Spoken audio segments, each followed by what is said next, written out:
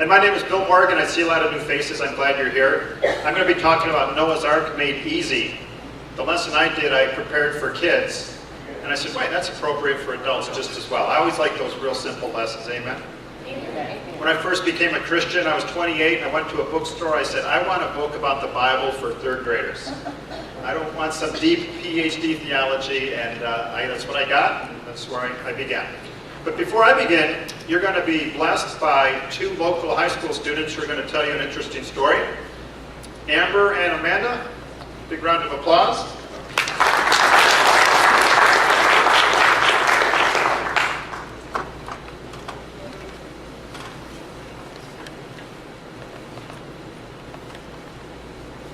Hello, my name is Amanda. I'm Amber. We come from Marina High School, and we're here to share with you basically how we've got introduced to the whole topic of evolution versus creationism and kind of where God has taken us. To start with, me and Amanda, we both had been introduced to the packets, before, and we basically were introduced when we were going to this church, and then we had Bill Morgan come to one of our Christian clubs, and then that was when he really went in depth about it and just really showed the facts that support creation and falsify evolution, and that was when we really got interested in it, just wanted to learn more and more about it. We both have the packets at our house because of the time we saw them at our church, but we were kind of intimidated by them. They're kind of a lot of words, and so we never really took the time to sit down and read them. But after his appearance in our Christian club was when we decided to take the time to actually read them in its entirety, and we were really interested in them, and that's when we felt like God was putting it on our heart to start talking to the students and the teachers at our school about evolution, and that's kind of where it all began. Yeah, and we realized when we actually did pick up the packet, we couldn't put it down. I found myself reading it 5 times because I'm just wow, and each time I read it, I found out something new, and I learned something more and more with every time I read it. And the first time I was actually able to put it to use was when my science teacher, he showed us a video on the Big Bang Theory, and I was able to raise my hand and just say, the first law of thermodynamics states matter and energy can either be created or destroyed. And I said, I bet many students in here haven't heard of that law because they won't teach it because they don't want to have a way of putting in creation and having students question it and question God. So many students agreed with me. They're just yeah, I haven't ever heard of that law. And my teacher really couldn't say anything about it. He couldn't say it wasn't true because he knew himself that it was. And I began going into more detail and saying how our body are made so complex, and we have 75 trillion cells in our whole entire body, and those cells do 100,000 chemical reactions every second. And even him, he was blown away by it. It was so floored by it. He really couldn't say anything. And I also went on to say that our body has 60,000 blood vessels and capillaries in our body that can wrap around her 2.5 times. And then again, he was just okay, but he really didn't want to chime in with anything I was saying. He was kind of waiting, for me to say something and him come back. And I kept going on, and I even brought in Lucy and how they only found 23% of her bones and everything, and he really didn't know much to say. He kept circling around it and saying he kept repeating himself and talking about the Big Bang Theory and everything, but it seemed like he just got defensive. And even after I was done talking, students came up to me afterwards and they were wow, you brought up some really interesting points, and that was really easy for me to just show them a packet or give them a bookmark or just, share with them, these things, it's fact, the laws of thermodynamics and the law of biogenesis and everything. So it's really awesome to be able to reach out to students and my teacher with the packet. The first time that I got to put the packet to use was with my biology teacher, and he gave us a pre-test on evolution, and one of the questions was, what was Darwin's biggest piece of evidence for evolution? And the answer was natural selection. So basically I just asked him, selection does occur and that it's 100% true, but by the end of it, you still have the same species that, was there in the first place, just with different traits brought forward. And he agreed with me. And so, but then he also said that eventually it does turn into its own species. So I questioned him and I asked him, how does that happen? Like, what is the process that, takes it onto a new species? And he said that eventually if, those two different animals are separated for such a long period of time, that certain mutations occur that makes it into a new species. And so basically I just asked him, so, that you're basically just assuming again that certain mutations occur. It's not really natural selection that's your evidence for evolution. You're just assuming that a mutation occurred that made it a new species. And he agreed with me. And so I was like, well, why in our textbook does it say that natural selection is evidence for evolution when it's not? And I said, it'd be different if it said natural selection plus mutation equals evolution, but that's not what they teach. All they teach is, that natural selection takes place and then, bam, you have a new species. They don't tell us the process of how it happens or anything because, if someone were to tell you, oh, different traits are brought forward and all of a sudden, we're assuming that a mutation occurs and then that's how we get a new species. That wouldn't be very believable. I wouldn't believe that if that was something that I heard. I would question it. So, and like another question that we would also ask is, why do schools say, like, they treat it as fact? Why do they always say, like, oh, this is what happened, this is fact? Like, if you don't believe it, then, like, you're living in a fairy tale if you believe in God and stuff like that. And they can't really ever answer our question, like, why do they teach it if it's not fact? They're like, well, that's what we believe, and it's mostly based on assumptions. And we also had talked with another teacher by the name of Mr. LaPointe at our school. And we started off the conversation. We just went up to him and we introduced ourselves. I said, my name is Amanda. This is my friend Amber. We're both sophomores here, and we told him exactly where we were coming from. We told him that we're creationists, and we were wondering if we could have a discussion with him about evolution. And he accepted. And so the first thing I asked him was how he thinks the universe originated, and he went into a very long explanation talking about how the Earth was formed.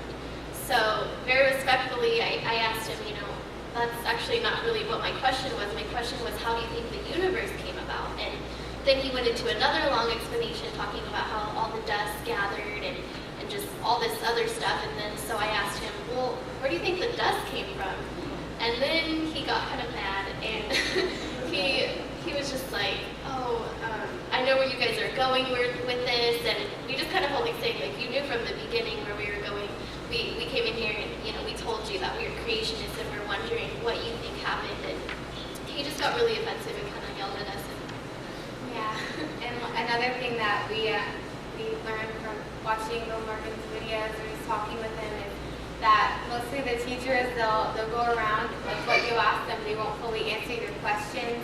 And they'll, like, a lot of the time with Mr. LaPointe, he would talk over us and he wouldn't let us talk. He'd always, like, overpower us with his voice. And, like, he would, in the beginning of the conversation, he was saying, oh yeah, like, I'm glad you students are coming in here and, are wanting to learn more about this topic and you're wanting to find out the truth. And he was giving us props for coming in there and talking to him. And by the end of the conversation, he was saying, I don't come into your church and, ask questions about what you believe. And he was just, getting really angry with us, bringing in God when, in the first place we were only, focusing on science and stuff like that. So.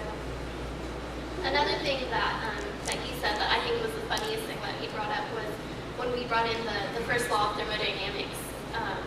We were describing to him, what the first law of thermodynamics is and what we've learned from it and what we can conclude from it. And he didn't really have much to say, so at first he didn't really say anything at all. We just kept going, deeper and deeper into it. And finally he said, well, the first law of thermodynamics is a law of physics, and you can't apply physics to evolution. And I was really confused, because basically he was telling me that you can't apply science to science. So that was something that we found was really funny, and we just didn't really understand it. Another thing that happened was that Mr. Miller, who is her science teacher, and I had him last year, he gave me a packet that was supposed to be the 5 major misconceptions that creationists have about evolution. And he said, I read through your packet, so it's only fair if you read through mine. And I marked up your packet and I highlighted stuff and stuff that I think is wrong, so why don't you read through mine? And so I read through it, and I did the same thing as him. I just, it seemed like everything that I read, our packet had something to say about it and against it. So I highlighted everything and marked it all up. And finally, we went in to talk to him about it. And it seemed like every point that I brought up from his packet, he just talked around it. He didn't give us any real answers. He didn't really address the questions that we were asking him. He would just talk about other things. And he kept bringing back the same question to us. He didn't really talk about evolution. Most of the time, what he liked to talk about was that there's no proof of the flood because there's not a layer found in the rock layers about the flood. And so we just noticed that he just talked around things a lot. And another thing that I brought up from the packet was that in his packet that he gave me, it said randomness leads to design. So basically, I just looked him in the face in his eyes, and I just told him, can you honestly look me in the eye and tell me that that makes sense to you? Randomness leading to design. And he just kind of stared at me for a while, and then he was like, oh, let me see the packet. I don't think it says that. So then I showed it to him, and I pointed it out to him, and then that's when he was like, well, and then he brought in a whole different subject, and he never answered my question because he knows that that doesn't make sense. Randomness cannot lead to design. And also, whenever we'd bring up the first law or the second law of thermodynamics, he would always say, well, you know what, I'm not an expert on this, and neither are you. So he was basically saying that we shouldn't be talking about it, and that was basically because he knew that those laws were true and that they did contradict it. He just didn't want to accept it. It was just kind of okay, well, you're just kind of pushing it off to the side like it's nothing. We kept bringing it up because everything he said, we knew that the first and second law of thermodynamics disproved that, and every time we brought it up, he would just say the same thing. He would say, no, we're done talking about thermodynamics. We're not talking about that anymore. And I think it's because he knew that that was something that he couldn't really touch upon because he knew that it disproves it. And I've noticed, since I've been talking with him in different times, either at lunch or after school, I'll come in the next day, and he always has, our class be watching another video about evolution, another video about the Big Bang, another video about, dinosaurs, the extinction of them by the meteor and everything.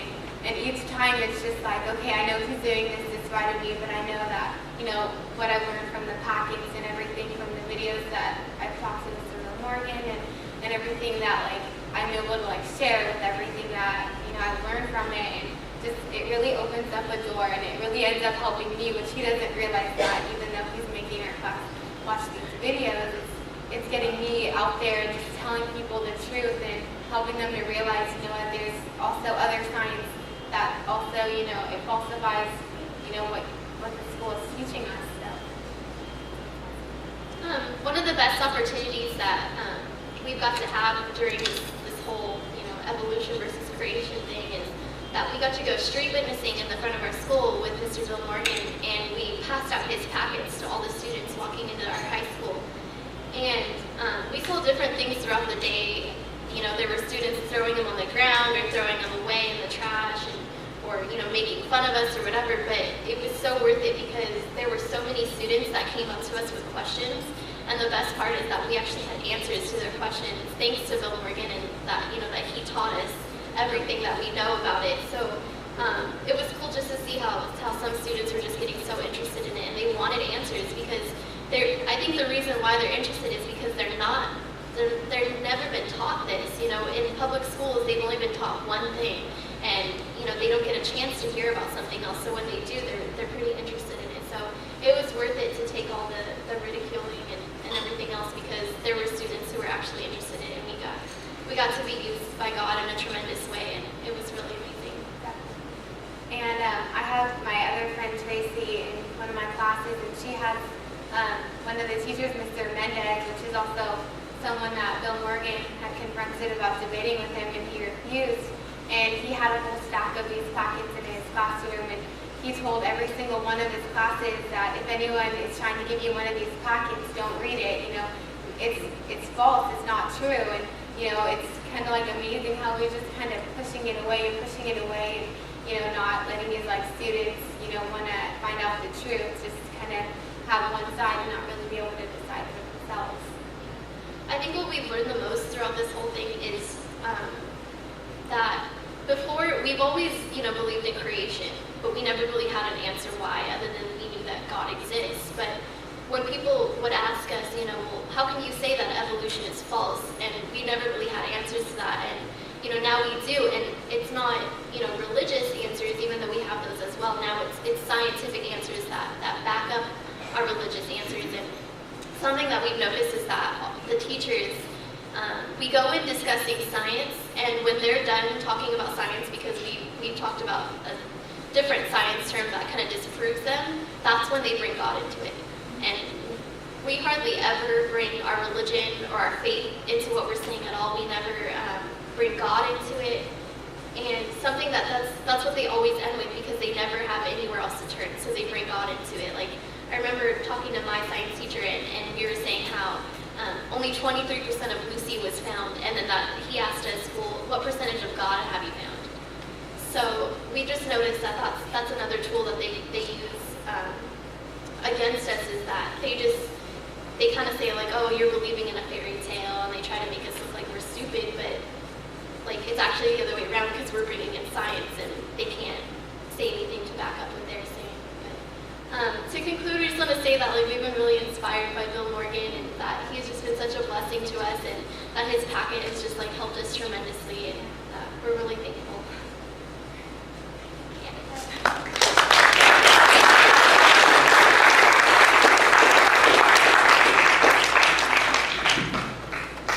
Aren't they dynamos? They both attend this church, and they really have just a few facts, but that's all you need to defend your faith. And I fell away from the faith at 14. I had years and years of Bible teaching. They taught me a little bit of evolution, and I gave it all up. Years of teaching thrown away because I thought the whole book was false. These young ladies, their faith is solid, and the people who love the theory of evolution for emotional reasons don't want the word to get out, do they? So if any of you are led to, this school year is over, it's missionary work. You simply stand in front of a public high school on public property, across the street or something, and hand a comic book to a kid walking in. And who knows the seeds that could be planted. But who would like to pray for our young missionaries? Anyone? Okay. Gail? Heavenly Father, I want to come before you first with praise and thanksgiving, because I came up to the girls today, and I said, thank you, Lord, because of praying for young people like them. I Law of Thermodynamics Pacifica, here they are, the answer to a prayer. And I said, Lord, thank you. Give them courage, give them wisdom, give them the knowledge they need. Lord, when they present before people, they don't have to worry about what to say, because faith is you to guide them. And Lord, I thank you for the courage, and I pray that the seed that they plant will be increased 100-fold. And Lord, you are wonderful, you are awesome. Thank you. And what encouragement. I'm glad to have shared their story with you. And we're going to talk about Noah's Ark. Oh, quick one on Pacifica.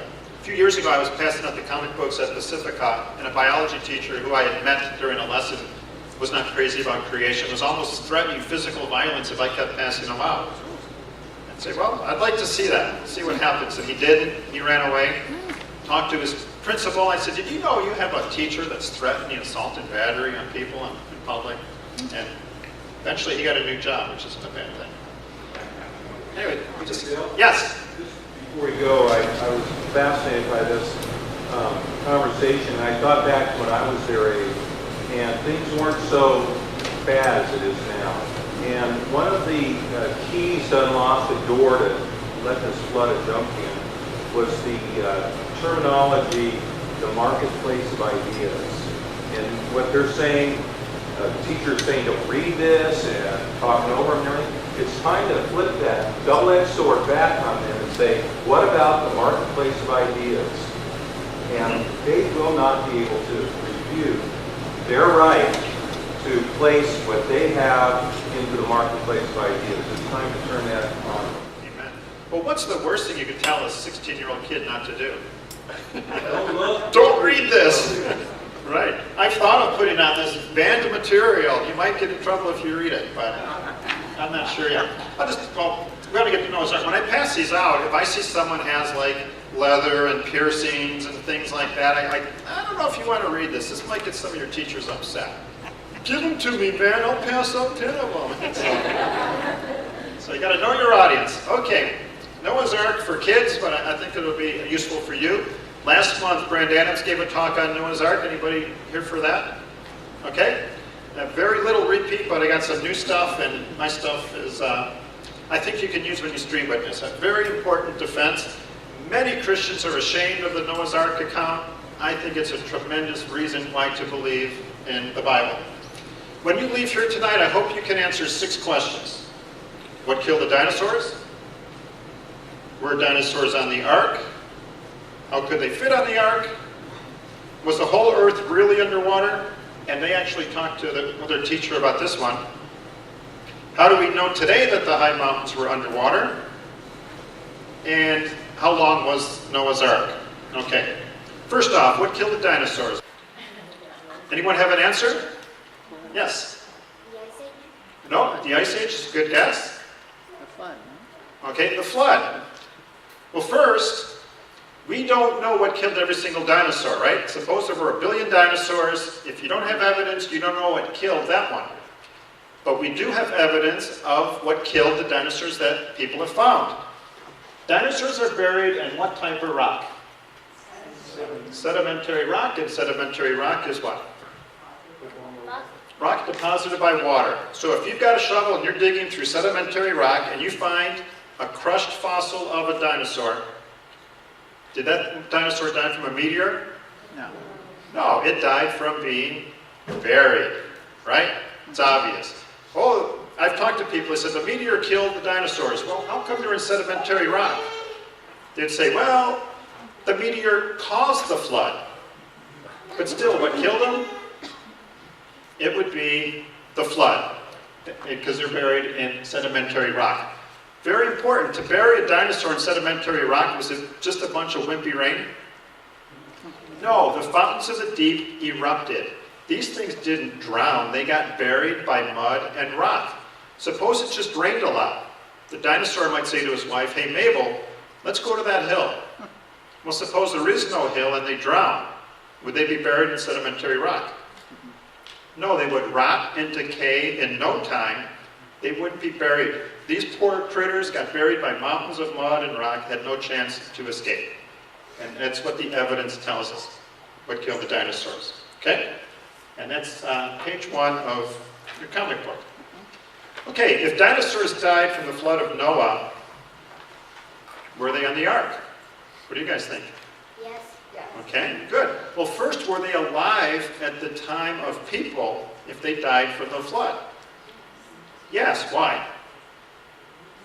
Because people were alive at the time of Noah's Ark, and if the flood killed the dinosaurs, they lived at the same time. So, who's that? Goofy. Goofy says, of course they were on Noah's Ark. Why? Because of the biblical teaching. You shall take with you every clean animal by sevens, a male and his female, and that are not clean, 2. So some animals, I believe, were 7 pairs, and I believe 2 pairs of the unclean. So if dinosaurs lived on the land, they were on the ark. Yes? So were the dinosaurs clean or unclean? Pastor Brad. I never thought of that. Yeah. Have you, Brad? Clean or unclean? They chewed the cud, but what about their feet? I don't know, what was their foot like? Well, they're very reptile-like. It has to be clothed. Unclean. Okay. Okay, good. Unclean. So they must have just had Unclean? Very good question. And a quick lesson for our young missionaries, you're always constantly learning by questions. If you get stumped, ask around, appeal, and then you have an answer. So, very good question. I've never been asked that. Okay. And not 2 of each species, 2 of each kind. A kind, I believe, is like at the family level. 2 canines, 2 felines, 2 types of dogs, 2 types of cats, equine, 2 types of horses, And the dogs on the ark, in my opinion, had all the genetics to make the furry and the hairless that we have today. You follow me? So, not species, kind, which is more like the family level, like a dog instead of like a Cocker Spaniel. Okay? All right, the days of creation. They're in Genesis chapter 1. Day 1, earth, space, light, and time. Atmosphere, dry land and plants. Day 4, the sun, moon, and stars. What was day 5? Birds and fish. Good, birds and the fish. And day 6? All the land animals. The Bible goes to great lengths to explain these are 24-hour type days. You have a sheet on it. They have an evening and a morning. The 10 Commandments, it says work 6 days and rest on the 7th because God created everything in 6 days and rested on the 7th. So when were the land dinosaurs created? On the 6th day. And the sea dinosaurs would have been on day 5. So I do believe they coexisted. There's a neat little parallel here. You see, day 1 is the earth, space, light, and time. You add 3 days to that, and God fills the universe with the sun, moon, and stars. The atmosphere on day 2, you add 3 days to that, you fill the atmosphere with the flying animals. You follow me? The dry land appears on day 3, and 3 days later, God filled them with the land animals and man. I'm not saying there's anything supernatural, but I think it's pretty cool. Okay? Good way to memorize what days had things created on what. Okay, we're dinosaurs on the ark. I've had very smart people, and I say this to you, stay friends with your skeptics. Right? Let them ask you questions, let them stump you, you do research. Very smart guy once said to me, well, how could they fit on the ark? Right? Because after all, they're so big, right? I have a cartoon showing it. What's the simple answer? Anybody? They were young. Yes? Sure. You take the little dinosaurs. If you've got a dinosaur that big, you've got a what type of dinosaur? 3 letters, first letter is O. Old. That's an old dinosaur. A lot of its reproductive life might be behind it. That animal, the big ones, compared to a baby, they're going to eat more, they're going to drink more, they're going to go to the bathroom more. You got to think about that, right? You judge a society by its sewage system, I always say. And a baby is going to sleep more. It's a lot less maintenance, and the young ones have a whole life of reproduction ahead of them. So my theory is there were young dinosaurs on the ark. After the flood, when they walked out, they said, oh no, this is not as good as an environment as before. I don't believe the temperature was as stable, and that they went extinct eventually afterwards. Okay? And extinction is not evidence for the theory of evolution. Okay? Now, everybody knows dinosaurs went extinct 65 million years ago, right? Is there evidence that they didn't? And what would some of that good evidence be? Anyone? Yes? This is from the History Channel or one of those science programs I like to watch. And there was actually one guy on there that said, if they did go extinct at that one event, there should be herds of them all in one place. And he says, is anybody buying this? And, you know, I don't think he was a Christian man, but, you know, I think he was skeptical about it. And so I think that that's one point for it, that it didn't happen that day. Good, good. Anyone else? Well, one quick one. The date of their extinction was assigned in the 1800s. Radiometric dating didn't show up until the 1940s. You follow me? So they'll say, oh, well, they've radiometrically dated the rocks around the dinosaurs. Now, what type of rocks were dinosaurs buried in? Sedimentary rock. What type of rock can't you use to date the age of a fossil? Why not? Because it's rock from all over the place, you follow me? Whatever the water picked up and dumped next to the dinosaur would be the age. And I don't believe the rocks are millions and millions and billions of years old, but just suppose you think they might be. Well, you got a rock from over there, a rock from over here, and it ends up here. That doesn't tell you how old the dinosaur is. If you find somebody dead in a Model T Ford, right, it doesn't mean they're 200 years old or 110 years old. You follow me? So, anyways, There's some other evidence. How many people know about this? This is something you should Google. Dinosaur blood. In a valley that was supposedly 68 million years old, they found a T-Rex fossil. To transport it, they had to break the fossil. They looked inside and there was something soft and mushy inside. How many people are familiar with this? This is very, very important news that you don't hear too much about, and it's all over the internet if you Google dinosaur blood. Well, they looked at it. The woman who found it was an evolutionist, and she came out and said, we have found soft tissue and blood in the proteins for blood and the blood in a dinosaur fossil. Of course, her fellow evolutionists said, this is a great find. Congratulations, we're proud of you, right? How many think they did that? They were outraged. They said, you're doing bad science, bad research, you contaminated it. Well, since then, the evidence has supported her. Well, there's a place called the Museum of the Mountains in Montana where they're researching this. Still, this was 5 years ago. I called them up a few months ago, had a polite talk with the person. I didn't tell them I'm a creationist or anything. I just talked to him, we had a nice talk. And I said, well, is it blood or not? He says, we're not sure yet. I said, couldn't a police laboratory find out within about an hour if it's blood or not? And he laughed and he said, well, we don't have that type of funding. And then he said, well, that's not really the thing. We can't be too rash. Anybody want to comment what he's really saying? Right. Go ahead. Don't want to be exposed. Yeah. If we come out and say it's blood, we'll either be lauded by the creationists and picked on by the evolutionists. But you can tell with the, Steve, you're a cop. How long does it determine if something on the ground is blood or not? Well, with LA County, about a week. But no, from the time they put it up onto the testing table, yeah, within 45 minutes. Yeah, it's ridiculous. They're just terrified of the results. Those scientists could do it themselves. Are they seeking truth or trying to prove their philosophy? Not saying all of them, but why can't you just come out and say, yeah, this is blood? And they have found it in other dinosaur fossils since then, and the lady who found it in Montana has been vindicated. But why is this good evidence they weren't alive 65 million years ago? Yeah. It's a very, very delicate chemical and would most likely have dissolved by then. Okay? But they do come out and say, whoa, maybe blood can stay alive for 65 million years and not deteriorate. Yes? Didn't they find dinosaur footprints with man's footprints right next to it and inside the footprints itself?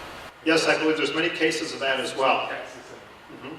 And Texas and Arizona and other places as well. So, anyways, I do believe they coexisted with man. Wow, look at those big mountains. Anybody recognize those? What? I'm sorry? Very good. How many times have you been there? Many? 4 times? Those are the Grand Tetons. Okay? Look how tall they were. Is there any evidence that the top of them were underwater at one time? What would that evidence be? The Grand Tetons on the very top have a different colored type rock. Different colored rock. The very top, guess what type of rock? Sedimentary rock. It's like God's little signature on top of the Grand Tetons. You read the park's explanation and they say, millions and millions, you gotta wave your hands, millions and millions of years ago the Grand Tetons were underwater and since then rose up. Okay? Do we believe that? Yes, it's exactly what we believe. Well, the Bible predates the science of geology. People didn't walk over the whole earth and radio back, yeah, the Grand Tetons were underwater. We can put that in our book. These weren't a bunch of sheep herders and kings writing a book. This is the Word of God. All the high mountains everywhere were covered by water. Okay? More evidence that the mountains were underwater. Get a very smart friend at work. Interesting guy. Brilliant. Claims to be an atheist. I gave him a Bible. Do that, people. If you know someone who's an atheist, one-on-one, without embarrassing them, give them a Bible to read. He read the whole Bible, learned a lot, thanked me, still didn't believe though. But he said to me, how can you believe the Himalayas were underwater? Guess what I said? There's seashells on top of the Himalayas. So I said to him, Paul, there's seashells on top of the Himalayas, and that's not a creationist teaching, that's a fact of science. Guess what he said? Well, they weren't as high as they used to be. I said, hallelujah, that's exactly what the Bible teaches. You have a handout on this, it's on your green sheet, and this is one of my favorite Psalms. Psalm 104, verse 6 through 8. You covered it with the deep as with a garment. The waters were standing above the mountains. Okay? At your rebuke they fled. At the sound of your thunder they hurried away. Then what? This is incredible, accurate science. The mountains rose and the valleys sank. Here's another one of the Morgan theories. Before the flood, you didn't have huge mountains. The earth had undulating hills, I guess you could say, not as high as they are today. Easily could cover them with all the water. And then what happened after the flood? You get the Marianas Trench, all the water could collect there, and other areas rose up like mountains. This is fantastic geology written way before men knew anything about that science. Any comments on that? But this is how you get seashells on top of the Himalayas, sedimentary rock on top of the Grand Tetons. Yes?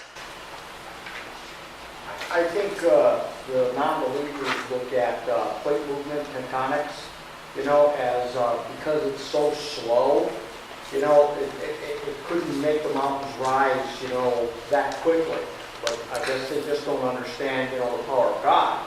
He could make anything rise or not rise, in a moment. Mm-hmm.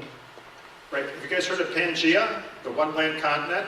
I like to tell people that's on page 1 of the Bible. Page 1 of the Bible, Genesis 1:9 says, let the dry land appear and gather the water, how? In one place.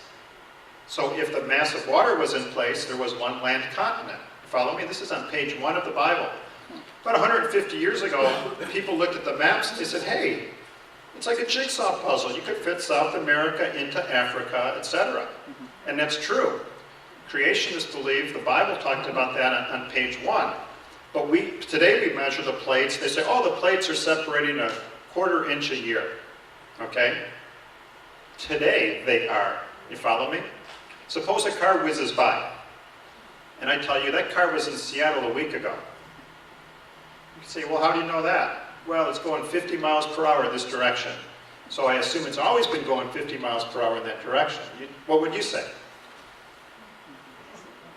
You don't know that. All you know is what it's doing now. So today we look at the plates and they're separating very small amounts per year.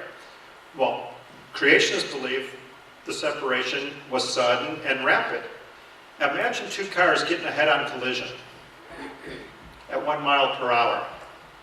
How much is your hood going to go up? Not much. Suppose you're street racing 150 miles per hour, you have a real good car, and you hit someone at 150 miles per hour, you're going to get your hood way up, you follow me? So doesn't it make sense that the plate tectonics that creationists and Christians believe happened was rapid and sudden in the past, and that's how you get a high mountain, that it hasn't always been the small amount of movement. It's a little bit of speculation, but I think it fits what we see today. And most mountain ranges run north-south, which would explain plate tectonics going east-west, like a head-on collision with cars. Okay? All right. Now, this might be my favorite slide. All of you have been on freeways. I still almost say throughways. Anyone from back east? Yeah. Why are they called throughways? Because they ain't free. You got to pay a fortune, right? Okay. You're driving on a freeway to Lancaster, Arizona, Palm Springs. I want you to look at the road cuts. Amen? Anybody know why? Look at the road cuts. Let's look at this one right here. Yeah, I forgot my laser pen. Actually, I couldn't find it. How do you get strata like that? What mechanism? Ask a PhD in geology. How do you get bent strata like that? And see, all of them are good examples of that. Do you think the rock was deposited like here, and then it just sat there for a few million years, and then another deposit, and then another deposit? Does that make sense? And then it bent? Why does that not make sense? Nice and loud. It would fracture. Right, I want to see you bend a hard rock. It's going to fracture. And they're all parallel. It's like a stack of books, the strata. You follow me? Suppose it was a million years, a million years, a million years. Would it be as flat as a pool table? No, you're going to get all kinds of erosion. Follow me? Then the next layer is going to have. But here, you've got all these parallel layers, every one of these, and then they're bent. I believe rapid sedimentation from a flood, then while it was still pliable, the mountains rose, the valleys sank, and that explains what you see here. Any comments? Does it make sense?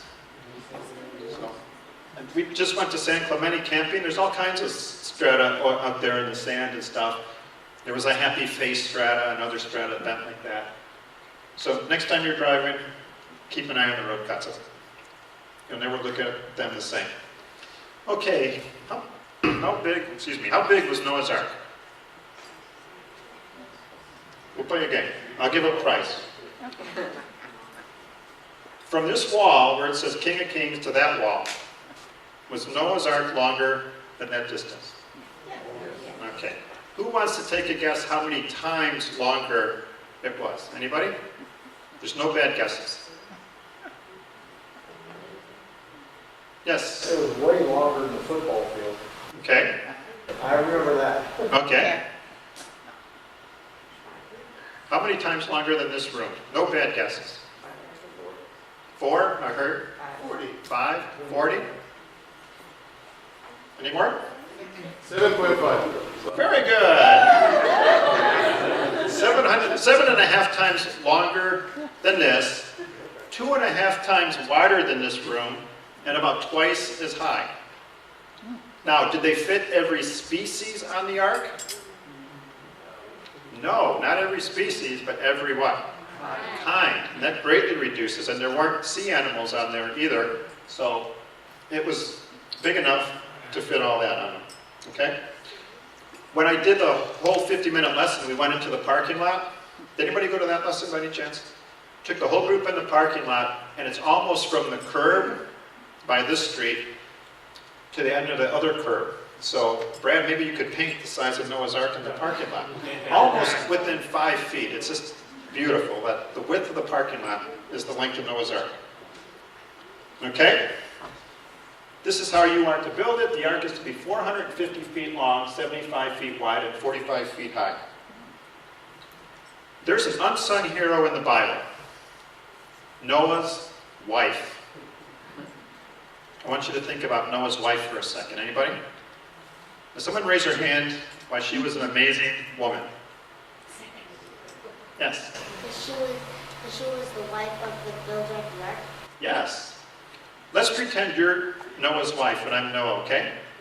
Hi, I'm going to build an ark 450 feet long. Right. You can't do that, she said. It's going to take maybe about 100 years. It's going to take all of my efforts, all of our kids' efforts. I do believe they had a lot of people helping them. Can you imagine what's going through her mind? Who's going to take out the trash? You know, who's going to kill food? Who's going to take care of the farms? What an amazing woman of faith she had to be. Not just Noah, but his wife. And good thing she was godly. Okay. Any comments on that? So I often think of the wives of some of these heroes. How long is a football field? Some macho guy, raise your hand and tell me. Yes? 300 feet. Nope. 120. It's 120 yards, not 100 yards.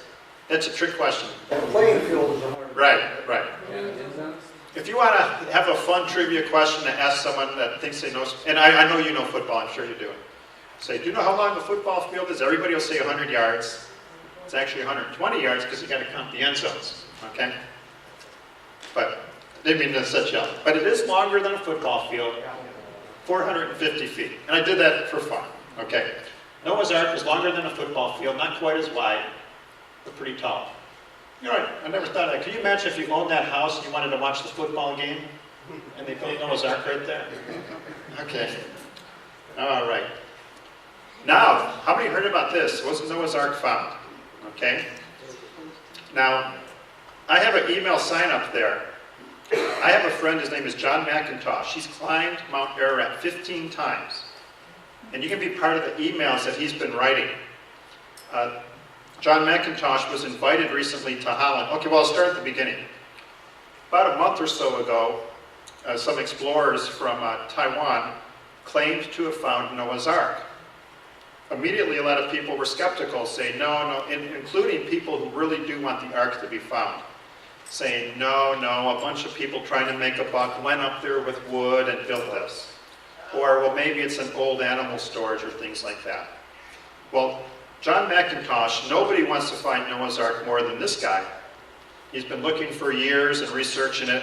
But what's neat is 2 months ago, he would have come out and said, no, we haven't even come close to finding it. You know how some people jump real quick to conclusions? He's never done that. So it's a little controversial whether they really found it or not. Well, they did a conference in Holland, and they invited John McIntosh to fly there and sit at this big table to discuss the findings, okay? And this is what he has said. And he's a very patient, logical man. After reviewing the Chinese expedition videos and pictures, he's very impressed at what he has seen. There's evidence of 7 spaces, 4,000 meters above sea level, with a wooden construction embedded in ice and snow that could appear to be old. Now, if it's embedded in ice and snow, it's not likely a bunch of guys recently went up there with a hammer or whatever, put it together, okay? So he's just presenting evidence, which is good. Okay, there's large wooden beams, large flat wooden wall areas, which is covered in ice. To him, it seems impossible that large wood wall areas and large timbers could have been planted, as has been suggested by some of the local people at the mountain. A month ago, I talked to him, and he tended to think that it was a scam, that people had built it, but he has gone and seen more evidence since then. The compartments are inaccessible, a difficult location, different levels. Unlikely that they're related to any explainable normal or mountain construction, such as shelter for animals. Now, this summer, what's neat is the Taiwan people are going to take a whole bunch of experts up the hill, you know, Christian, Jewish, Muslim, atheist, and they're all going to take a look at that. So sit tight. It could be, and wouldn't that be exciting if it really were? I got goosebumps. I really hope it is, but I hope it's well documented. Now, I have heard people say this. Well, some people's minds will never be changed. How many people have heard stuff like this? Oh, yeah. Now, how would you reply if somebody were to say that? That's true. But there are millions and millions of open-minded people out there, amen? And their minds might be changed. She has some teachers at Marina. I don't want to sound doubtful, but I think some of them are never going to change their mind. They have such hardened hearts. But there are millions of people who do want what's true, and so I hope it's documented, and I do hope they do find it. And if anyone wants to be part of John McIntosh's emails, you can sign up. I have an email sign-up list over there. Write Noah's Ark on it. And it's really interesting, because he's I'm so glad he didn't rush out and say, we found it, we found it. He was skeptical at first, too. But he's coming around. He lives in a mountain, or Lake Arrowhead. And then he said the site might indeed be some of the remains of Noah's Ark, but further exploration and research needs to be done to be certain what is here. And that's a good scientist right there. Okay, these are some of the pictures that, and got to be accurate, these are the pictures that were presented by the people from Taiwan, where they claim were taken on Mount Ararat. But most likely, they are legitimate, but decide for yourself. Okay? All right. Now, just to be open-minded, why would somebody rush to judgment that they found Noah's Ark? It's always good to evaluate every source, whether you agree with them or not. They're just not very scientific. Right, it's possible they're not scientific. What about this? This is a big motivator, isn't it? Yes? Emotionally involved. Yeah, they do want to find it really, really bad. This reason? Funding, right. So you always have to be discerning in anything about what someone's motivation might be. But I'm basing on what John has found, and it seems to be pretty potentially exciting news in Iraq. But I do believe Noah's Ark is a great reason to trust the Bible. Now, how many people have had Noah's Ark presented to you by a skeptic? Any of you? No one's ever brought it up and you've been witnessing if you really believe that? Okay, you guys have, good. Because people do bring it up. Now, I 100% believe Noah, his family, built the ark. But there's a huge chunk of that belief that is faith. You follow me? It's not blind faith, but I do believe it. It takes me a lot of faith to believe they built something 7.5 times longer than here. How much faith, though, does it take to believe that the Himalayas were underwater, that the flood was global, that the Grand Tetons, you follow me? To believe in a global flood takes only about that much faith because that's really supported by science. You follow me? So if a skeptic brings up Noah's Ark to me, I say, you know, that blows me away. I do believe it because I do believe the Bible. I do believe they built it, but it takes faith for me to believe that. But then what do we have to respond? However, the teachings of the global flood takes very little faith because of the seashells, fish fossils, and sedimentary rock on all the mountains. Okay? So, both sides have faith. Here's another good reason. The dimensions aren't perfect. Naval engineers have said that the proportions of the ark are just right in the Bible. Now, other sometimes accounts of the flood by other civilizations have dimensions that are not buoyant at all. One of them was a cube. And a cube is not going to be very buoyant if you're putting life inside of it. But the dimensions and the ratios of the ark are perfect according to many naval engineers. Cargo ships today have approximately the same dimensions that are in our very trustworthy Bible. Amen? Now, some people say that the flood was local. How many people have heard this teaching before? Okay, do you remember from who? Many people, because they refused to do, because of the mountains, the flood, the water could not have gone over. So they assume that it's going to be local. That's the only explanation they can put in their minds. Okay. Anybody see any problems with believing that the flood was local?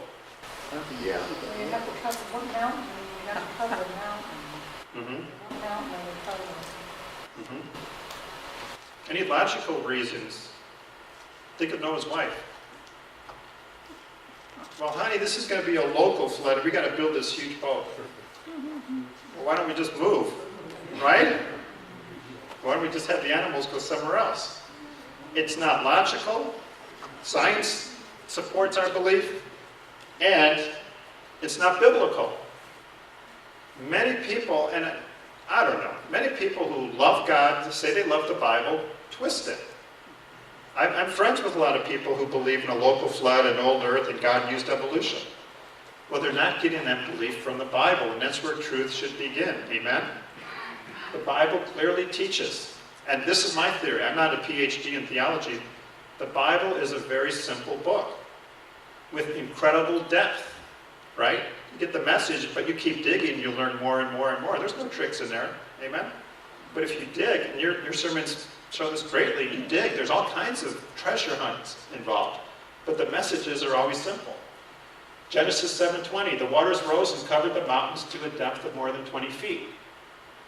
Well, how can you cover the highest mountains by more than 20 feet and not have it be global? You see, that water would just spill over. You follow me? Okay, here's my cartoon of that. Why build the ark? God could have sent Noah, his family, and the animals where it was safe and dry. But don't forget, the flood also removed it was a result of the curse of the land. It had to be covered, in my opinion. Noah would have wasted 100 years if it was a local flood. And again, why build such a big ark when other animals of the world would have survived? They had to make it big enough for all kinds of animals. Okay? If it was this local, all you do is got to get those local animals on. So it's not biblical, logical, and I don't think science supports that either. What kind of animal is that? What kind of bird? Oriole. Right, Baltimore Oriole, the baseball player. Right? That's Brooks Robinson up there. Okay, why put birds on the ark if they could have just flown away to the dry land? And this one, the rainbow, right? God sent the rainbow as a covenant that he would not flood the earth in the same way. Okay, let me repeat. He would not flood the earth in the same way. Was it a local flood? Why not, according to this? That would be the same way. Right, we've had 100,000 local floods since then. That would make God to be a liar. Now about a year ago, it's a street sign underwater. About 2 years ago, I saw one, the street sign said River Road. And I looked on the internet, I couldn't find it. But anyways, that's tragic, of course, for the families, but we've had a lot of local floods since then. More problems for local flood. And I've presented this to people. There's a guy named Dr. Hugh Ross, who's heard of him. He goes around talking about creation. I do believe Dr. Ross wants to lead people to Christ, but he says these guys are not going to believe in a young earth, a global flood, and all that. Dinosaurs not living 65 million years ago. So I believe he twists the Bible to make it accommodating for his fellow PhDs. Well, I've sent stuff like this to him and his advocates. He believes the flood was local. Genesis 6:3, then God said to Noah, the end of what? All flesh has come before me. Genesis 6:17, what? Everything that is on the earth shall perish. Genesis 7:4, I will blot out from the face of the earth, of the land, from the face of the land, what? Every living thing that I have made. Genesis 7:21. All flesh that has moved on the earth perished. And Genesis 7:23. Right. He's trying to get it through our thick head, right? Repeat over and over that it was complete catastrophe. Okay, quick review. What killed the dinosaurs, everybody? Were they on the ark? Yes. How could they fit? Was the whole earth underwater? What scientific evidence is there? 3 things.